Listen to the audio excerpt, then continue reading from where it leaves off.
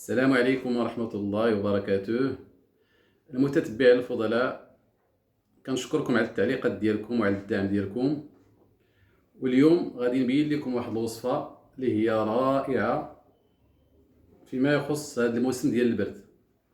كما هو معلوم ان في هذا الوقت ديال البرد يعني عدد ديال الناس كيمرضوا بالمشكل ديال الرواح والنزله ديال البرد الى غير ذلك. كتكون الكحه، كيكون الصدر عامر، كيكون بزاف ديال الامراض اللي عندها علاقه بالبرد. وخصوصا الدراري الصغار هما اللي كيعانوا اكثر في هذا الوقت ديال البرد من المشكل ديال الكحبه.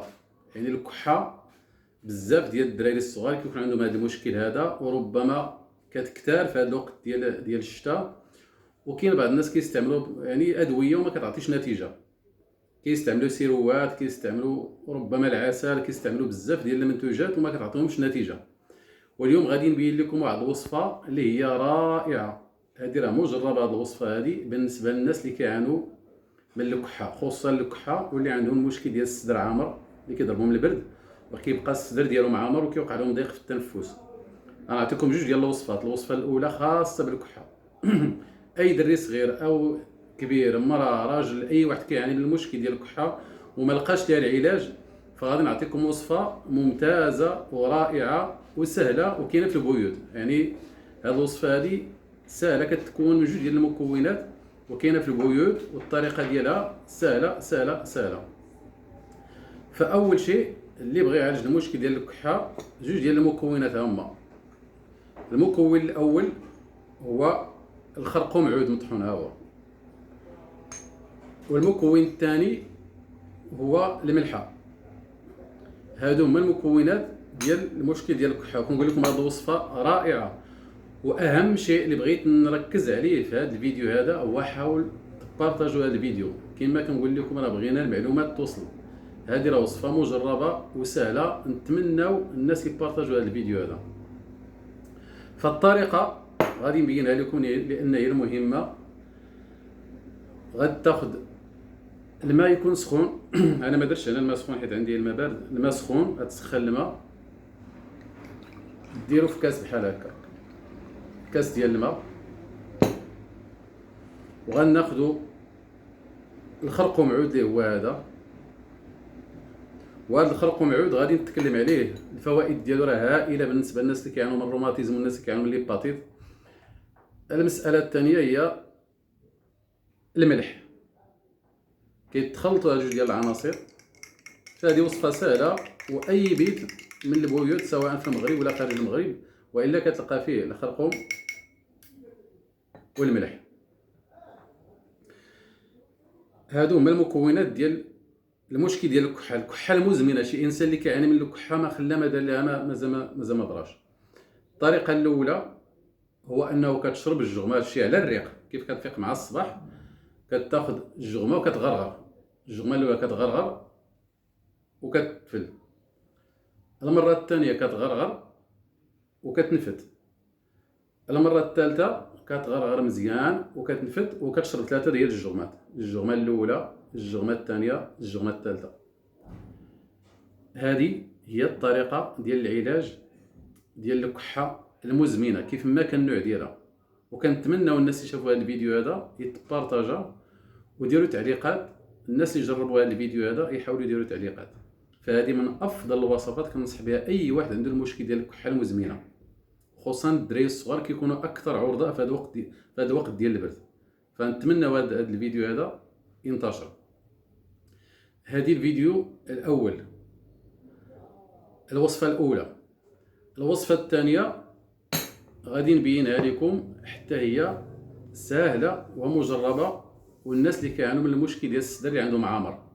اي واحد كيعاني من المشكل ديال الصدر عنده عامر، يعني كيكون عنده البرد، كيكون حاشاك ناخم، كيكون يعني الصدر ديالو متضيق، ربما دار منتوجات، دار عسل، دار الى غير ذلك، مازال ما تنقى ليه الصدر ديالو. فهذا كيتكون من مكون 2 طبيعيين حتى هما. كتاخذ هذا النوع ديال اللفت، هذا راه معروف لان اللفت فيه 3 ديال الماركات. هذا راه معروف، هذا كيكون فيه هذا اللون هذا موف، كيكون الشكل ديالو داير بحال هكا، راه معروف في الاسواق. هذا الطريقه ديالو غادي نبين لكم من افضل الوصفات اللي بيصفي الصدر ديالو وبينقيه.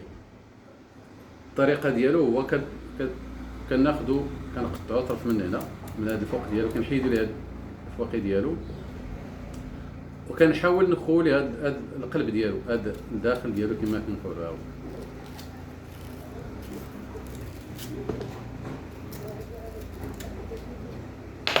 نديرو حنا هاد الطريقه هذه، هي طريقه قدام عينيكم.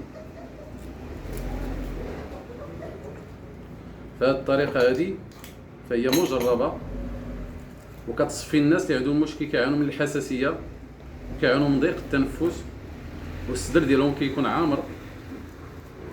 فهاد الطريقه هذه يمكن ديروها في البيوت، اعتمد على هاد الوصفات هادو اللي هما ساهلين، لان بزاف ديال الناس كيقول لك راه كنعطيهم بعض الوصفات ديال العشب كيقول لك ما كنلقاوهمش، ربما كنلقاوش هاد العشبه الى غير ذلك. فانا عطيتكم وصفه اللي هي ميسره وسهله، يعني اي امراه ديرها في البيت ديالها وما كتكلف لا ماديات لا والو، طرق سهله ومبسطه. وهذا الشيء كنقول لكم مجرب وعطي نتيجه 100%. اللي بغى يعالج راسو في هذا البرد بطريقه طبيعيه وبيصفي الجهاز التنفسي ديالو، فهم كما كتشوفوا راني خويتها من الوسط. الطريقه اللي كنديرو فيها السنيده اللي هي هذه الطريقه، كنعمروها بالسنيده بحال هكا.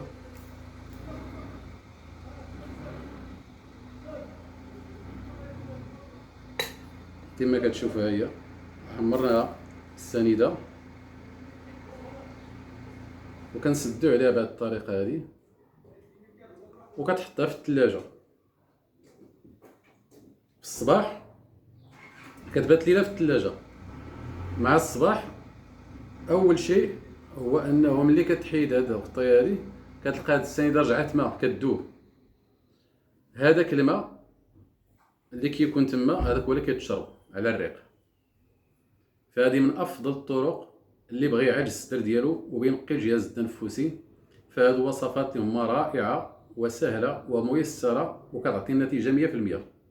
نتمناو الناس يستعملوا هذه الوصفات، واللي جرب هذه الوصفه يبارطاجيها للناس، لان الغايه كما كنقولوا هو يستافدوا، لان عدد ديال الدراري الصغار خصوصا في هذا وقت البرد كيعانوا بزاف في المشكل ديال الكحبه، وكاين اللي كيدير لهم يعني كيوقع لهم بعض الجروح في الصدر الى غير ذلك. حنا بغينا نتجنبوا الناس من هذه المشاكل ونعطيهم اسهل الطرق. نتمنى هذا الفيديو هذا يكون فيه استفاده، والغايه كما كنقولوا دائما هو نشر المعلومات والاستفاده للجميع. معكم المعالج عبد الحميد. السلام عليكم ورحمه الله.